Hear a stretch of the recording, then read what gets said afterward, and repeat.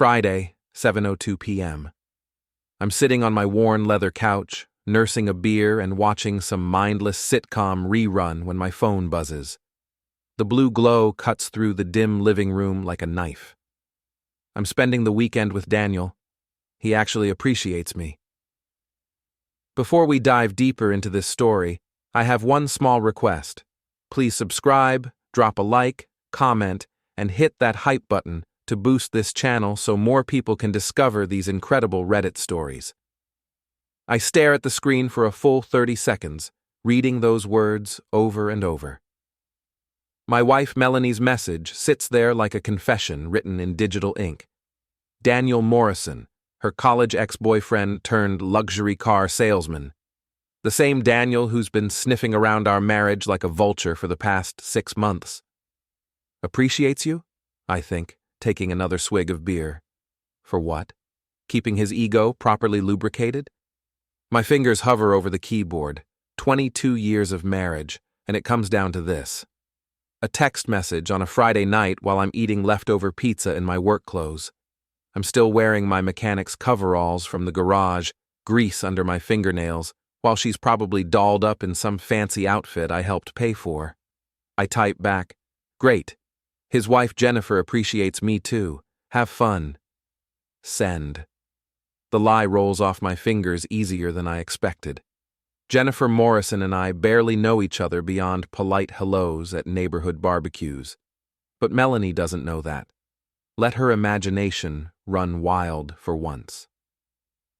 I set the phone face down on the coffee table and lean back into the couch cushions. The sitcom laugh track echoes through our modest 2-story house in Millfield, a place that used to feel like home, but now feels more like a museum of better times. Family photos still line the mantel, but they're gathering dust like everything else in this marriage. 12 minutes. That's how long it takes for my phone to start buzzing like an angry wasp. Melanie calling. I let it go to voicemail, then another call, and another. The texts start flooding in. "Jake, what do you mean Jennifer appreciates you?" "Jake, answer your phone." "This isn't funny. Call me back right now." "Are you seriously going to ignore me?" I pour myself a whiskey, the good stuff I've been saving, and watch the panic unfold in real time. Each message more desperate than the last. It's almost beautiful in its pathetic urgency. My daughter Maya walks through the living room, earbuds in, phone glued to her face like it's surgically attached. At 16, she's mastered the art of being physically present, but mentally somewhere else entirely. She glances at my buzzing phone, then at me, and raises an eyebrow. "Mom's having a meltdown?" she asks, pulling out one earbud. "Seems like it," I say, taking a sip of whiskey. Maya's always been sharp. Too sharp for her own good sometimes. She inherited her mother's intelligence, but thankfully not her capacity for self-deception. "She's with Daniel, isn't she?" Maya says it matter-of-factly, like she's commenting on the weather. I nearly choke on my drink. "What makes you say that?" "Dad, I'm 16, not 6. I see her texts lighting up her phone. Plus, she's been doing that thing where she pretends to be interested in working out, but really just wants to look good for someone." Maya shrugs. "Also, Daniel's been liking all her Instagram posts. It's gross." The casual way she delivers this information hits me like a punch to the gut. If our teenage daughter can see what's happening, how long have I been the only one in the dark? "You okay with this?" I ask. Maya considers this for a moment, then sits on the arm of my chair. "Are you?" Before I can answer, my phone buzzes again. This time it's a call from an unknown number. I answer. "Jake?" It's Melanie, but her voice is shaky. "Why aren't you answering your phone?" "I am answering. You're talking to me right now." "Don't be smart with me. What did you mean about Jennifer?" I can hear voices in the background, restaurant sounds, clinking glasses, soft music. She's out somewhere nice while I'm home eating cold pizza. The image crystallizes everything wrong with our marriage. I meant exactly what I said. Jennifer Morrison appreciates me, unlike some people. Jake, you're scaring me. Are you having an affair? The irony is so thick I could cut it with a butter knife. Am I having an affair? That's rich, Mel. That's really rich. What's that supposed to mean? It means enjoy your appreciation weekend with Daniel. I'm sure he's very attentive. I hang up and immediately turn off my phone. Maya's watching me with something between admiration and concern. Dad, what are you doing? I'm not sure yet, I admit. But I'm tired of being the only honest person in this family. The house feels different now, quieter, like the air itself has changed composition. For months, I've been walking on eggshells, pretending not to notice the late nights, the secretive phone calls, the way Melanie's been treating me like an inconvenience in my own life. I finish my whiskey and head to the garage. It's my sanctuary. Organized chaos filled with tools, car parts, and the lingering smell of motor oil. This is where I think clearly, where my hands know what to do even when my mind is spinning. My best friend Terry's number is pinned to the corkboard above my workbench. Terry Kowalski owns the auto shop where I've worked for 15 years, built like a linebacker, but with the heart of a teddy bear. If anyone will understand what I'm going through, it's him. I call from the landline in the garage. Jake? Jesus, it's almost 8 on a Friday. What's wrong? Melanie's cheating on me. Silence. Then, you sure? She texted me. She's spending the weekend with her ex-boyfriend Daniel. Says he appreciates her. That jerk. You want me to come over? We can drink beer and plan his funeral. Despite everything, I laugh. No funeral plans yet, but I might need your help with something. Name it. I want to scare her, make her sweat a little. She thinks she can just walk all over me because I'm the stable one, the reliable one. Maybe it's time to show her what unstable looks like. Terry's quiet for a moment. Jake, you sure about this? Once you start down this road? I'm sure. I'm tired of being the good guy while everyone else gets to be selfish. All right, but we do this smart. No getting arrested, no doing anything that'll hurt Maya. We make them regret it, but we don't destroy your life in the process. Agreed. After I hang up, I sit in the garage for a long time, listening to the house settle around me. Somewhere across town, my wife is having dinner with another man, probably telling him all the ways I've disappointed her. Probably laughing about how naive I am, how easy it was to fool me. But I'm not as naive as they think, and I'm definitely not as nice as they think. I pull out a notebook and start making a list. Daniel Morrison owns Morrison Luxury Auto on Route 9. Flashy dealership, flashy cars, flashy lifestyle funded by selling overpriced vehicles to people who want to look more successful than they are. Tomorrow's Saturday. Dealerships close early on Saturdays. I'm still writing when I hear a car pull into the driveway. Through the garage window, I see Melanie's white sedan. She's back early. The porch light illuminates her face as she gets out, and even from here, I can see she looks frantic. The front door slams. I hear her calling my name, her voice echoing through the house with a note of panic I haven't heard in years.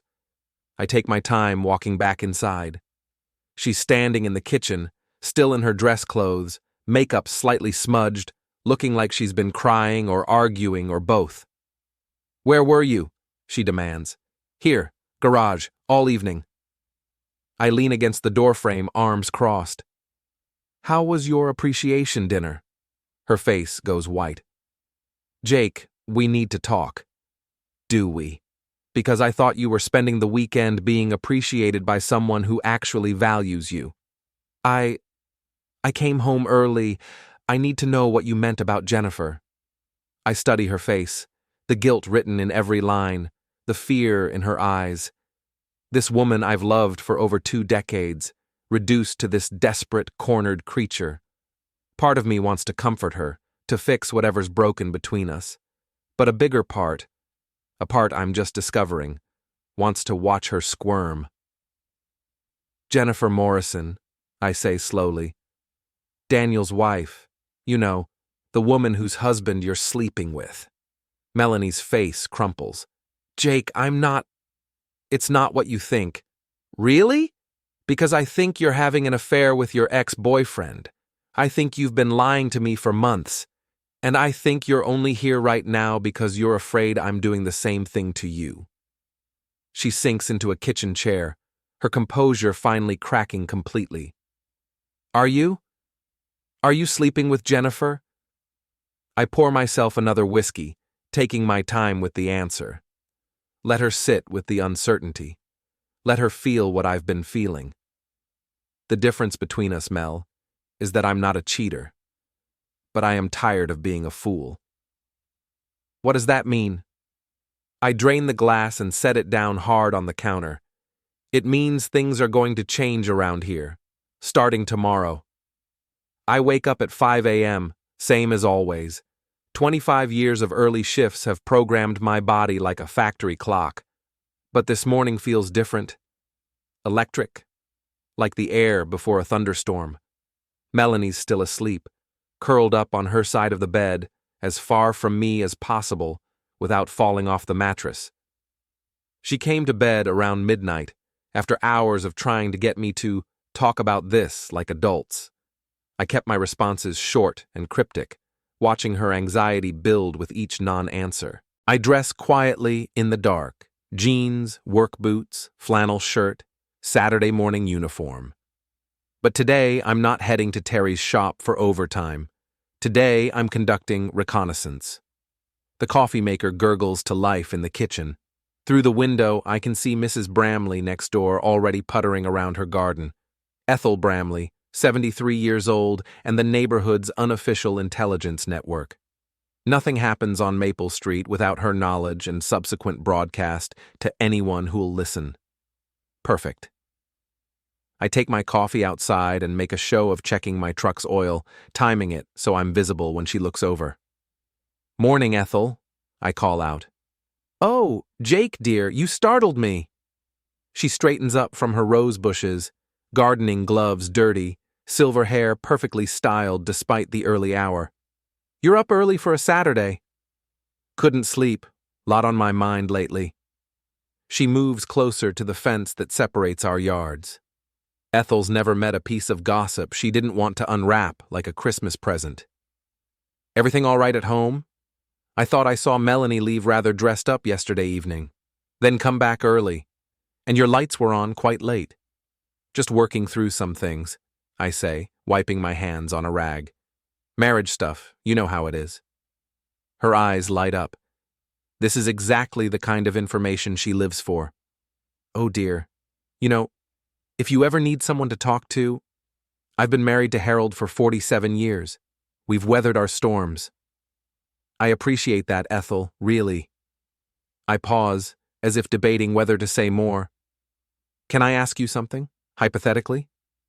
Of course, dear. If someone in the neighborhood was stepping out on their spouse, how long do you think it would take for word to get around? Ethel's face goes through several expressions. Surprise, intrigue, then barely contained excitement. Oh my. Well, hypothetically speaking, I'd say not very long at all. People talk, you know, especially when someone's being indiscreet. Hypothetically, of course. Of course. She leans closer to the fence. Jake, is there something specific you think I should know about? I shake my head. Just wondering about the nature of small communities. How secrets have a way of becoming not so secret. Indeed they do. She's practically vibrating with curiosity now. Well, if you ever need anything. Thanks, Ethel. You're a good neighbor. I head back inside, satisfied. By noon, half the neighborhood will know that Jake Henderson is working through marriage stuff and asking pointed questions about infidelity. The gossip mill is now officially spinning. Maya's in the kitchen when I come back in, making toast and scrolling through her phone. She's inherited her mother's ability to look put together even first thing in the morning, but she has my eyes, sharp and observant. Dad, can I ask you something? Shoot. Are you and Mom getting divorced? The directness catches me off guard. I pour fresh coffee, buying time. Why would you ask that? Because she was crying on the phone with Aunt Lisa at like 11 last night, and you've been acting weird since yesterday. Plus, you just spent 10 minutes gossiping with Mrs. Bramley, and you hate gossiping with Mrs. Bramley. Smart kid. Too smart. Your mom and I are going through a rough patch, I say carefully. But whatever happens, it won't change how much we both love you. Maya nods, like she expected this answer. For what it's worth, I think Mom's being stupid. Maya, I'm serious, Dad. You're like the most loyal person I know. If she's throwing that away for some midlife crisis thing with her gross ex-boyfriend, then she's an idiot. The casual way she delivers this assessment, like she's reviewing a movie, would be funny if it weren't so heartbreaking. Sometimes adult relationships are complicated, I say. Sometimes adults overcomplicate things that should be simple. She grabs her toast and heads toward the stairs. I'm Team Dad, by the way, in case that matters. It matters more than she knows. At 9 a.m., I text Terry, "Meet me at Morrison Auto in an hour, bring your camera." His response is immediate. This is really happening? This is really happening. Morrison Luxury Auto sits on a prime piece of real estate along Route 9, all glass and chrome and carefully manicured landscaping, the kind of place that sells image as much as transportation. Daniel's baby blue BMW is parked in the owner spot near the front entrance, gleaming in the morning sun like a trophy. Terry pulls up beside me in his beat-up Ford pickup. The contrast between our vehicles and the showroom full of luxury cars couldn't be more stark. We're the blue-collar reality check in a world of white-collar fantasy. Nice place, Terry says, getting out of his truck. Bet the monthly rent costs more than my mortgage. Bet you're right. We walk the perimeter casually, like potential customers checking out the inventory.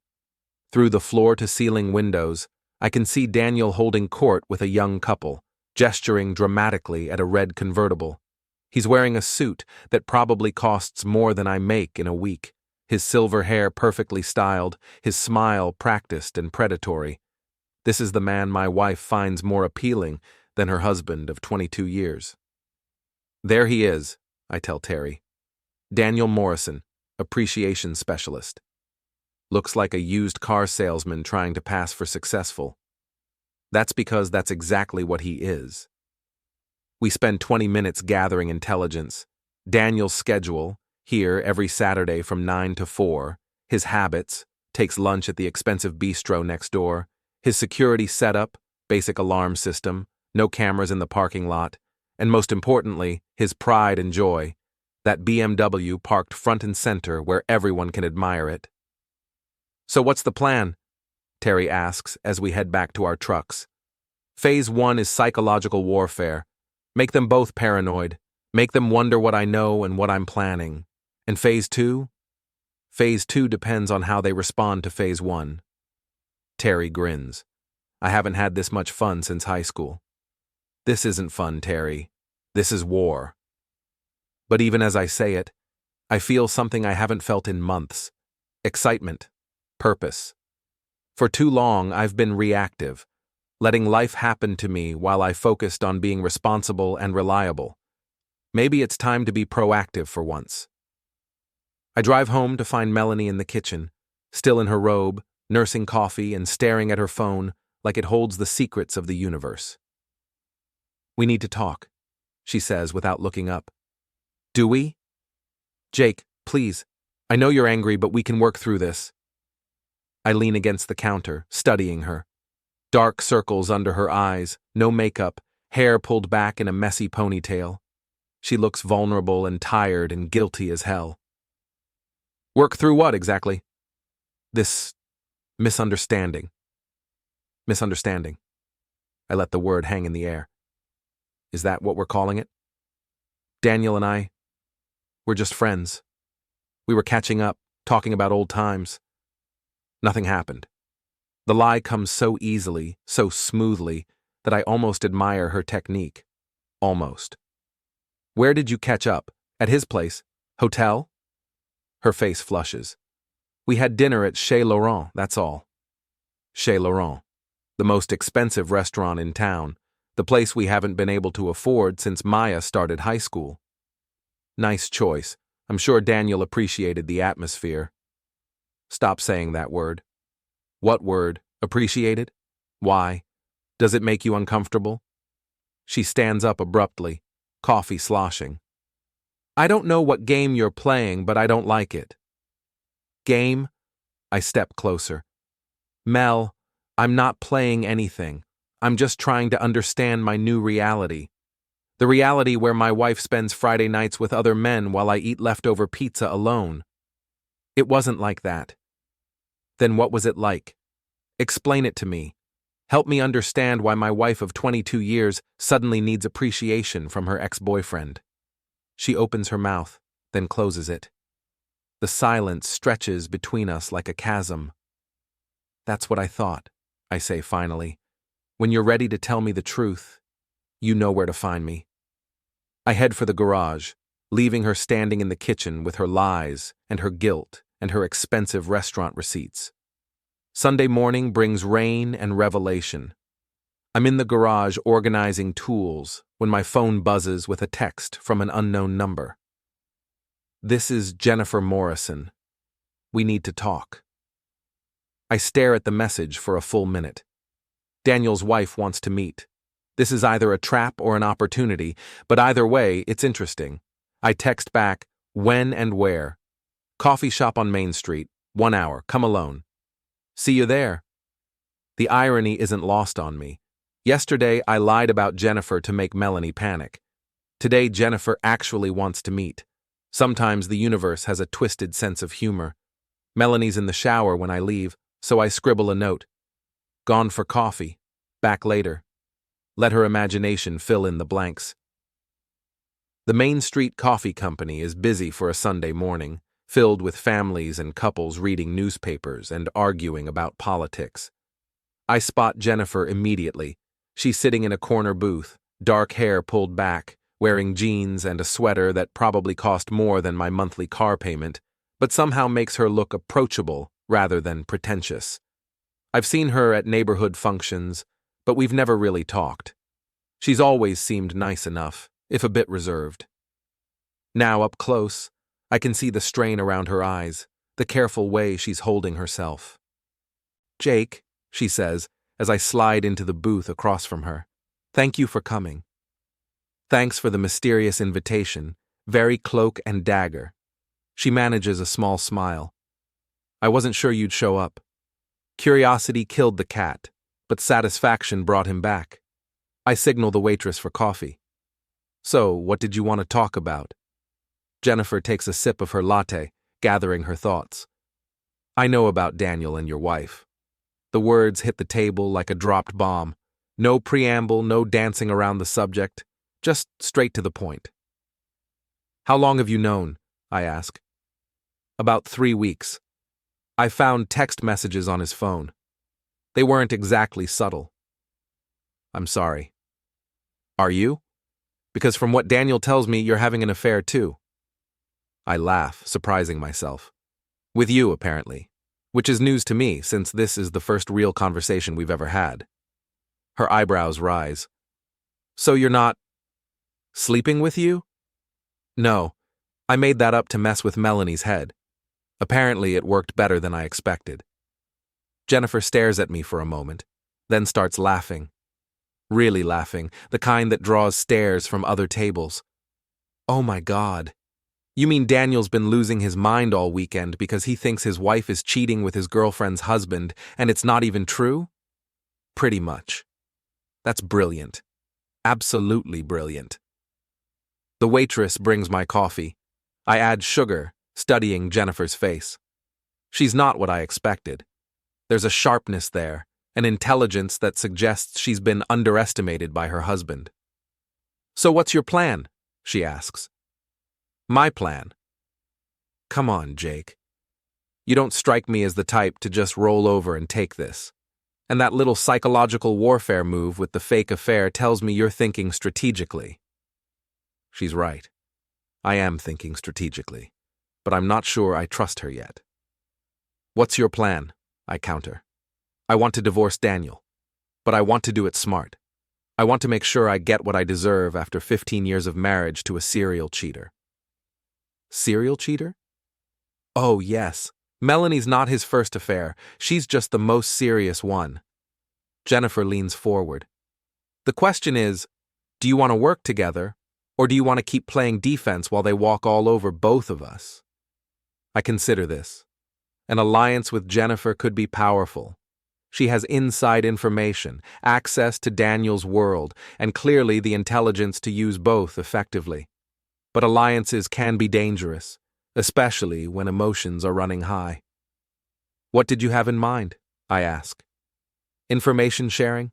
Coordination? Make sure they can't play us against each other? She pulls out her phone and shows me a screenshot of a text message. For example, did you know they're planning to spend next weekend together at the Riverside Inn? The Riverside Inn, where Melanie and I spent our honeymoon 23 years ago. The casual cruelty of it takes my breath away. No, I say quietly. I didn't know that. There's more. Daniel's been telling people at work that he's thinking about leaving me. Says he's found someone who really understands him. The pieces are falling into place. This isn't just an affair, it's an exit strategy. They're planning to blow up both marriages and ride off into the sunset together. What do you want from me? I ask. Help me document everything, his financial records, the affair, his other indiscretions. In exchange, I'll keep you informed about their plans. And then? And then we make sure they don't get to destroy our lives without consequences. I study her face, looking for deception, for hidden motives. All I see is a woman who's tired of being lied to and taken advantage of. A woman who's decided to fight back. All right, I say. Partners. We shake hands across the table, and I feel something shift inside me. For the first time since this started, I'm not alone. I have an ally who understands exactly what I'm going through. One rule, I add. No illegal activity. We do this smart and clean. Agreed. Jennifer slides a business card across the table. My number. And Jake? Thank you. I was starting to think I was going crazy. Trust me, you're not the crazy one in this situation.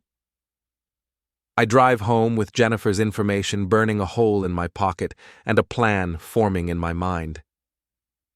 The rain has stopped, and weak sunlight is breaking through the clouds. It feels symbolic somehow, like the weather is reflecting my mood. Melanie's car is gone when I pull into the driveway. There's a note on the kitchen counter. Gone to Lisa's for the day. We'll talk tonight. Lisa. Melanie's sister and chief enabler. No doubt Melanie's over there right now, spinning the story to make herself the victim and me the unreasonable husband who doesn't understand her needs. I call Terry. How was your mysterious coffee date? He asks. Productive, very productive. Are you free this afternoon? For you? Always. What do you need? I need to learn everything there is to know about Daniel Morrison. Financial records, business practices, personal habits, everything. That sounds like detective work. It is detective work, the kind that's completely legal and totally necessary. Terry's quiet for a moment. Jake, you sure you want to go down this road? Once you start digging into someone's life? They started this, Terry. I'm just going to finish it. All right, come on over. Let's see what we can find out about Mr. Appreciation. I spend the rest of the day at Terry's house, using his computer and our combined network of contacts to build a profile of Daniel Morrison. What we discover is interesting. Morrison Luxury Auto is struggling financially. 3 customer complaints filed with the Better Business Bureau in the past year. A lawsuit from a customer who claims Daniel sold him a car with undisclosed flood damage. Tax liens on his business property. The man who's been wooing my wife with expensive dinners and promises of a better life is essentially running a barely legal con game. Look at this, Terry says, pointing to the screen. His dealership's been cited twice for odometer tampering, and here, he's behind on his commercial lease. So the successful businessman act is just that, an act. Looks like it. Question is, does your wife know? I think about Melanie, always impressed by status symbols and financial success. One of the things that's driven us apart over the years is her frustration with our middle-class lifestyle, her constant comparisons to friends who seem to have more. She has no idea, I say. She sees the suit and the BMW and thinks she's trading up. What are you going to do with this information? I'm going to make sure she gets the full picture before she makes any permanent decisions. By the time I get home, it's almost dark. Melanie's car is in the driveway, and I can see her silhouette in the kitchen window. Time for the conversation she's been demanding. I find her at the kitchen table, papers spread out in front of her. Legal documents, I realize. She's been doing research of her own. We need to talk, she says without looking up. So, you said, what's all this? Information about divorce proceedings in Ohio, asset division, custody arrangements, alimony calculations. The words hit like physical blows. She's not just having an affair, she's planning her escape route. I see. And what conclusion have you reached? She finally looks at me, and her expression is cold, determined. I think we should separate. Trial separation to start. Give us both some space to figure out what we want. What you want, you mean. Jake, we haven't been happy for years. You know that. I know you haven't been happy. I've been working my ass off trying to hold this family together while you've been planning your exit strategy with your ex-boyfriend. This isn't about Daniel. The lie is so blatant, so insulting, that I actually laugh. Right. It's just a coincidence that you want a separation right after reconnecting with the love of your college life. You don't understand. I understand perfectly. I sit down across from her, pushing the legal papers aside. You're bored with our life. You think Daniel represents some kind of upgrade. You've convinced yourself that you deserve better than a mechanic who loves you. That's not... Let me finish. My voice is calm, controlled. You think you're going to divorce me, take half of everything we've built together, and ride off into the sunset with Mr. Wonderful. But here's what you don't know. I pull out my phone and show her the screenshots Terry and I compiled. Financial records, business complaints, legal troubles. Your Prince Charming is broke, Mel. Worse than broke. He's running a failing business and living on credit. Those expensive dinners, he probably can't afford them. That BMW, likely leased with payments he's behind on. Her face goes white as she scrolls through the information. Where did you get this? Public records. Amazing what you can find when you actually look. I lean back in my chair. So here's my question. Are you leaving me because you're genuinely unhappy? Or because you think you found someone who can give you a more expensive version of unhappiness? She stares at the phone screen, her carefully constructed fantasy crumbling in real time. I need time to think, she says finally. Take all the time you need. But while you're thinking, remember this. I've been faithful to you for 22 years. I've worked overtime to give you and Maya everything I could. I've been your partner, your friend, your biggest supporter.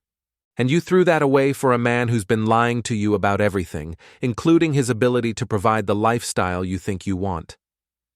I stand up, leaving her with the legal papers and the devastating truth about her knight in shining armor. When you're ready to have an honest conversation about our marriage, let me know.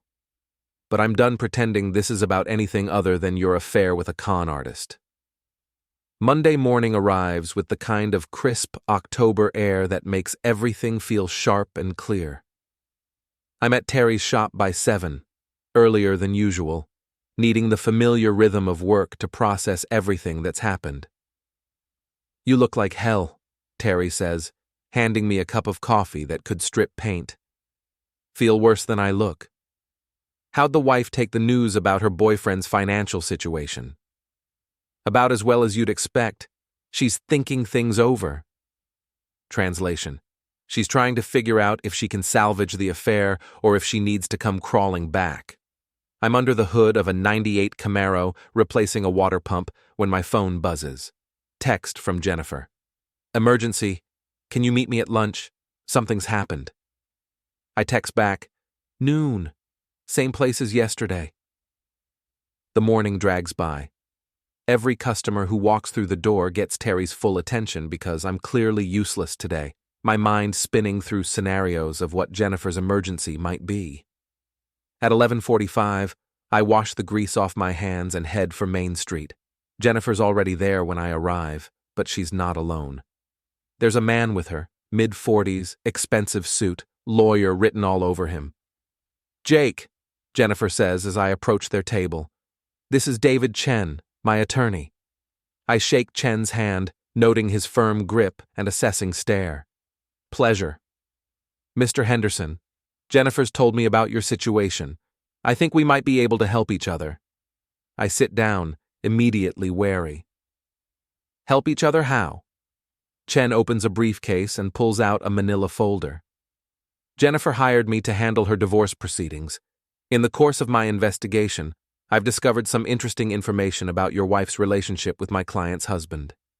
He slides a photograph across the table. It shows Melanie and Daniel entering the Riverside Inn, her hand in his, both of them laughing like teenagers. This was taken Friday night, Chen says, after your wife told you she was having dinner. The image hits me like a physical blow. Not because I didn't know they were having an affair, but because seeing it documented makes it real in a way that suspicion never could. There's more, Jennifer says quietly. Chen produces more photos. Melanie and Daniel at various restaurants over the past month. Melanie leaving Daniel's dealership after hours. Daniel's BMW parked outside our house last Tuesday afternoon when I was at work. In our house, I say, the words coming out like gravel. I'm sorry, Jake. I know this is hard. I study the photos, my anger building with each image, not just at the betrayal but at the carelessness. They weren't even trying to hide it. What do you want from me? I ask Chen. Jennifer tells me you're considering divorce as well. If that's the case, I'd like to propose a coordinated approach, file simultaneously, share evidence, present a united front. What's the advantage? Several. First, it prevents them from coordinating their stories. Second, it demonstrates a pattern of behavior that benefits both cases. Third, it sends a clear message that you're not going to be passive victims. I look at Jennifer. This was your idea?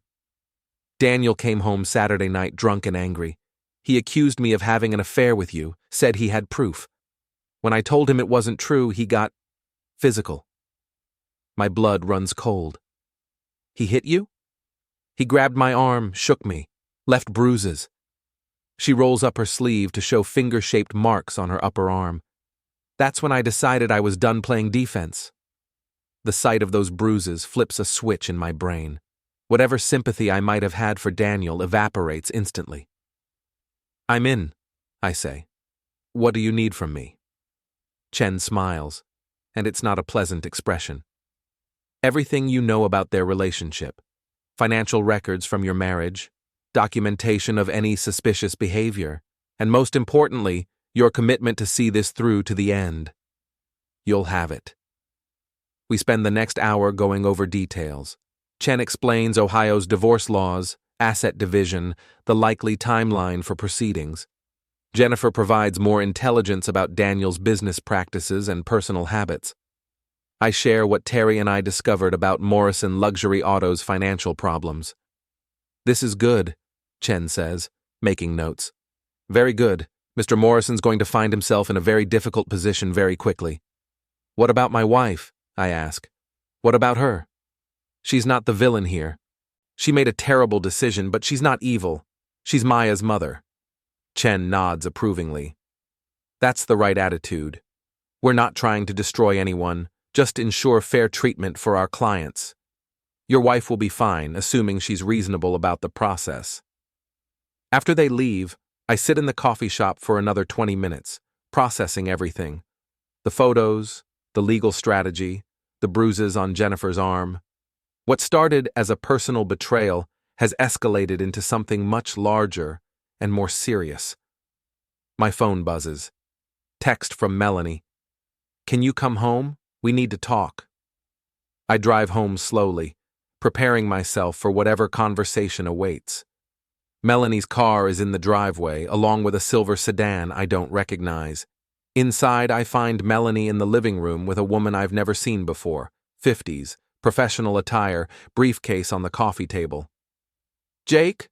Melanie says, standing up nervously. "This is Patricia Wells, my attorney." The irony is perfect. While I was meeting with Jennifer's lawyer, Melanie was consulting her own legal counsel. We've both moved beyond the point of reconciliation without either of us explicitly saying so. "Mr. Henderson," Wells says, extending her hand, "I've been advising your wife about her options." "I'm sure you have." I remain standing, arms crossed. "And what options would those be?" "Mediated divorce proceedings, amicable separation that protects both parties' interests and minimizes trauma for your daughter." Amicable, I repeat. That's an interesting word choice. Melanie shifts uncomfortably. "Jake, I know you're angry, but we can handle this like adults." "Adults?" I say. "You mean like adult enough to have an affair but still expect an amicable divorce?" Wells intervenes. "Mr. Henderson, I understand you're emotional, but accusations and blame aren't going to help anyone." "Accusations?" I pull out my phone and show them the photo Chen gave me. "Is this an accusation, or is this documentation?" Melanie's face goes white. Wells examines the photo, her professional composure slipping slightly. "Where did you get this?" Melanie asks. "Does it matter? The question is whether you want to keep pretending this is about us growing apart, or if you want to have an honest conversation about your affair with Daniel Morrison." Wells recovers quickly. "Regardless of any indiscretions, Ohio is a no-fault divorce state. Personal behavior doesn't significantly impact asset division. Maybe not, but it impacts custody arrangements. And it definitely impacts my willingness to be amicable." I sit down across from them, letting the silence stretch. Both women are clearly uncomfortable, which is exactly where I want them. "Here's what's going to happen," I say finally. "I'm filing for divorce, I'm documenting everything, and I'm making sure Maya knows exactly why her family is falling apart." "Jake, please," Melanie says. "Don't drag Maya into this. I'm not dragging her anywhere. You dragged her into this the moment you decided to cheat on her father." Wells tries to regain control. "Mr. Henderson, perhaps we could schedule a formal meeting." "No need. You'll be hearing from my attorney soon enough." I stand up, preparing to leave. "Jake, wait." Melanie's voice is small, desperate. Can we talk alone for a minute?" Wells gathers her papers. "I'll wait in the car." After she leaves, Melanie and I face each other across the living room that used to be our shared space. Family photos still line the mantel, but they feel like artifacts from someone else's life now. "I never wanted it to happen this way," she says. "How did you want it to happen?" "I don't know, I've been so unhappy, Jake. For years. I felt invisible, unappreciated, like I was just going through the motions. So you decided to have an affair instead of talking to your husband about it. It wasn't supposed to be an affair. Daniel and I were just talking, reminiscing about old times. He made me feel special, valued. And I didn't?" She's quiet for a long moment. "Not in a long time. The honesty hurts more than the lies, because there's truth in it. We have been going through the motions. I have been taking her for granted, but I never would have cheated." "So what now?" I ask. "I don't know. I care about Daniel, but after what you showed me about his finances, I'm confused." "You're confused because you found out your knight in shining armor is actually broke? That's not fair." "Fair?" I laugh, and it comes out bitter. "Mel, you've been sleeping with another man for months. You've been planning to leave me. You've been lying to our daughter. Don't talk to me about fair." She starts crying then. Real tears, not the manipulative kind. I know I screwed up. I know I hurt you. But can't we try to fix this? For a moment, I almost weaken. 22 years of marriage, of shared history, of love that once felt unbreakable. But then I think about the photos, about her lawyer, about the bruises on Jennifer's arm. You can't fix this, Mel. You can only deal with the consequences. I head for the door, then turn back. One more thing. Daniel Morrison hit his wife Saturday night. Left bruises. So when you're thinking about your future with him, remember that. Remember what kind of man you're throwing your family away for. I leave her standing in the living room crying, while her lawyer waits in the driveway to help her navigate the wreckage of the life she chose to destroy. 2 weeks later, everything comes to a head on a Thursday afternoon that starts ordinary and ends with sirens. I'm at the shop when Jennifer calls, her voice shaking. Jake, you need to get to Morrison Auto, now. What's wrong? Daniel knows about the divorce papers. He knows about our cooperation. He's lost his mind. I can hear shouting in the background, the sound of things breaking. Are you safe? I'm in my car outside. But Jake, he's destroying his own dealership, and he keeps screaming about you and Melanie. I tell Terry I have an emergency and drive to Route 9 faster than I should. The scene at Morrison Luxury Auto is chaos. Daniel's BMW is parked sideways across 2 spaces, driver's door hanging open. Through the showroom windows, I can see Daniel throwing papers around, kicking over displays. Jennifer's car is parked across the street. I pull up beside her. How long has this been going on? I ask. About 20 minutes. It started when his lawyer served him with the divorce papers. Then he got a call, I think from Melanie, and he just snapped. As we watch, Daniel emerges from the building carrying a baseball bat.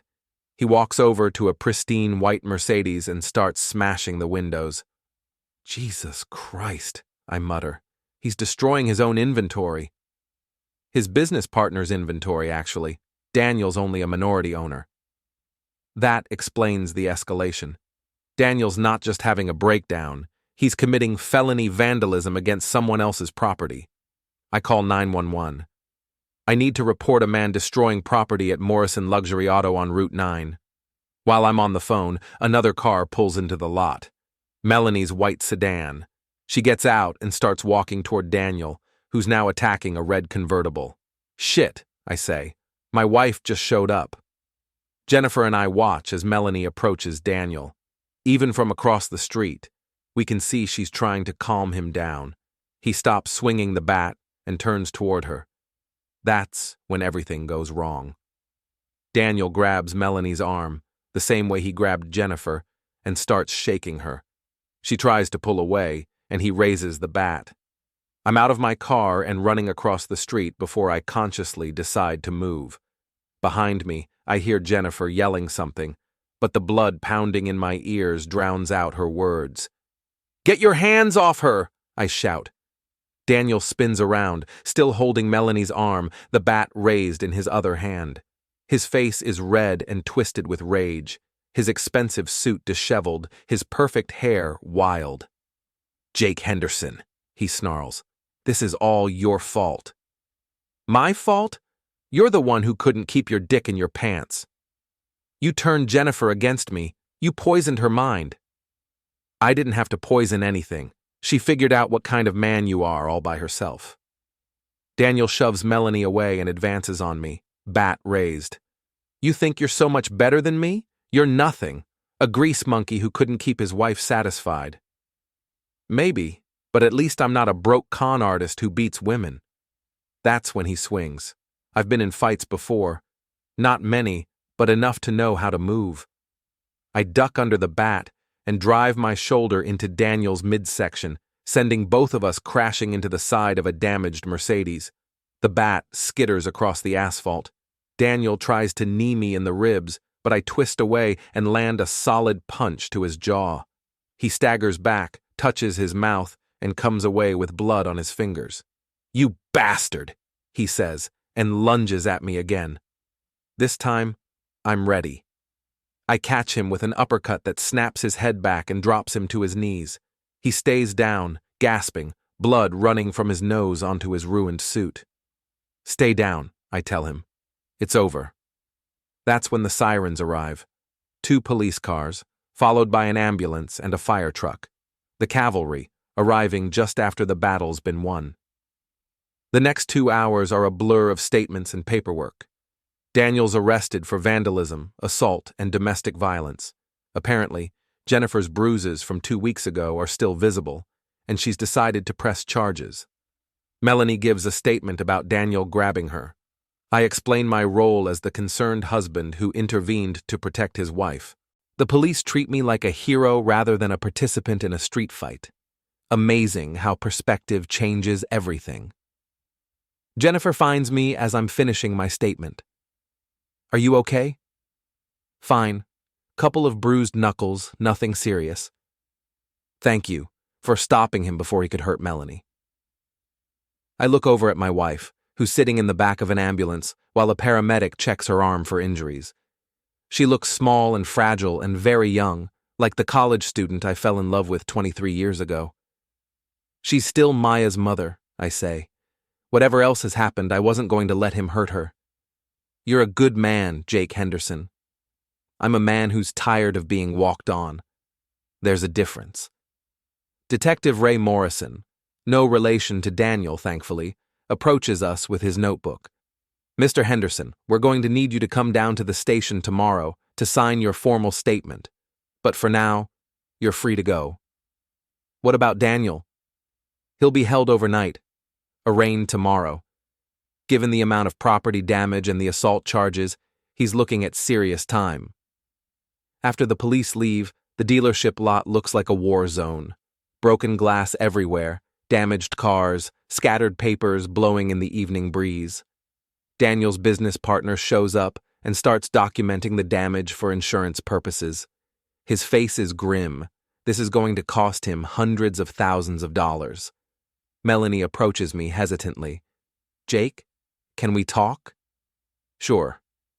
We walk to the edge of the lot, away from the chaos and the gathering crowd of gawkers. "Thank you," she says quietly, "for stopping him." "You don't need to thank me." "Yes, I do. After everything I've done, you still protected me." We stand in silence for a moment, watching the cleanup begin. "I'm sorry," she says finally, "for all of it. The affair, the lies, the way I treated you. You deserved better." "Yeah, I did." "Can you ever forgive me?" I consider the question seriously. Can I forgive her? Maybe, eventually. But forgiveness doesn't mean forgetting, and it doesn't mean going back to the way things were. "I don't know, Mel. Maybe someday. But not today." She nods, tears in her eyes. "What happens now?" "Now we get divorced. We figure out custody. We try to minimize the damage to Maya." "And Daniel?" "Daniel's going to prison. His business is ruined. His wife is divorcing him and taking everything he has left, which isn't much. I'd say he's getting exactly what he deserves." I feel like such a fool. "You made bad choices. We all make bad choices. The difference is, you made yours with a man who turned out to be violent and unstable." "How did you know? About his finances, his history?" "I did my homework. Something you might have considered before you decided to blow up our marriage." She flinches but doesn't argue. "I guess I deserve that." "You deserve a lot worse than that. But you're Maya's mother, and she needs at least one parent who isn't completely screwed up, so I'm going to try not to destroy you completely." "Thank you." "Don't thank me yet. The divorce is still happening. You're still going to lose half of everything, and Maya's going to know exactly why her family fell apart." "I understand." A news van pulls up to the scene. Someone must have tipped off the local media about the spectacular meltdown at the luxury car dealership. "I should go," Melanie says, "before the reporters start asking questions." "Probably a good idea." She starts to leave, then turns back. "Jake, for what it's worth, you were always enough. I was just too stupid and selfish to appreciate what I had." I watch her walk to her car and drive away. Then I find Jennifer, who's been waiting patiently by her vehicle. "How are you holding up?" I ask. Better than I expected. Seeing him like that, so out of control and violent, it makes me realize how lucky I am to be getting away from him. "What's next for you?" "Divorce finalization, selling the house, starting over somewhere new." She smiles. "What about you?" "Same, I guess, except for the starting over somewhere new part. This is my home, my daughter's home. I'm not running away." "Good for you." We shake hands, and I realize this is probably goodbye. Our alliance was born of necessity and mutual benefit, but with Daniel out of the picture, we don't really have a reason to stay in touch. "Take care of yourself, Jennifer." "You too, Jake, and thank you for everything." I drive home as the sun sets, thinking about how much has changed in 2 weeks. This morning, I was married to a woman who was cheating on me with a man I thought was successful and stable. Tonight, I'm separated from my wife, her lover is in jail, and I'm facing the prospect of rebuilding my life from scratch at 43 years old. But for the first time in months, I feel like myself again. Not the doormat husband who worked overtime to keep everyone else happy while his own happiness slowly died. Not the fool who pretended not to notice his wife's affair because confronting it was too painful. Just Jake Henderson, mechanic, father, man who stands up for himself and the people he loves. Maya's waiting for me when I get home, sitting on the front steps with her phone and a worried expression. "Dad, I saw the news. Are you okay?" "I'm fine, sweetheart. Come here." She hugs me, and for a moment, we're just a father and daughter who love each other, surrounded by the wreckage of our family but still standing. "Is Mom okay?" "She's fine, shaken up, but fine." "And Daniel?" "Daniel's going to prison. For a long time." Maya nods like this makes perfect sense. "Good. He was a creep." "Yeah, he was." "Are you and Mom getting divorced?" "Yeah, we are." "I figured." She pulls back and looks at me seriously. "For what it's worth, I think you handled this whole thing pretty well. You could have just rolled over and let them walk all over you." "Is that what you expected me to do?" "Maybe. You're usually so nice. I wasn't sure you had it in you to fight back." "I'm still nice, Maya, but nice doesn't mean weak, and it definitely doesn't mean stupid." "I know that now." We go inside together, and I make us grilled cheese sandwiches for dinner. We eat in comfortable silence, watching the local news coverage of Daniel's meltdown. The reporter describes it as a dramatic breakdown at a local luxury car dealership, with no mention of the personal drama that caused it. "Dad?" Maya says as we're cleaning up. "Are you happy?" The question catches me off guard. "Happy?" "Yeah. I know you're probably sad about the divorce and everything, but underneath all that, are you happy?" I consider the question seriously. Am I happy? My marriage is over. My wife cheated on me with a violent criminal. My family is broken. My life is about to change in ways I can't predict or control. But I'm not lying to myself anymore. I'm not pretending everything is fine when it's not. I'm not working overtime to hold together something that was already broken. I'm not being taken advantage of by people who should love and respect me. "Yeah," I say, surprising myself. "I think I am." "Good," Maya says. "You deserve to be happy." Later that night, after Maya's gone to bed, I sit in the garage with a beer and think about the future. The divorce will be finalized in a few months. I'll keep the house. Melanie's lawyer can argue all she wants, but adultery still means something in family court, especially when it's documented as thoroughly as ours is. Maya will live with me primarily, visiting her mother on weekends. Melanie will have to figure out how to rebuild her life without Daniel's promised financial support. She'll probably have to get a job, maybe even move to a smaller place. The expensive lifestyle she was chasing will remain permanently out of reach. Daniel will spend the next few years in prison, his business destroyed, his reputation ruined. His wife taking everything he has left in the divorce settlement. When he gets out, he'll be a middle-aged ex-con with no money, no prospects, and a criminal record that will follow him forever. Justice, it turns out, doesn't always come from the courts. Sometimes it comes from people simply getting what they deserve. My phone buzzes with a text from Terry. "Saw the news, you okay?"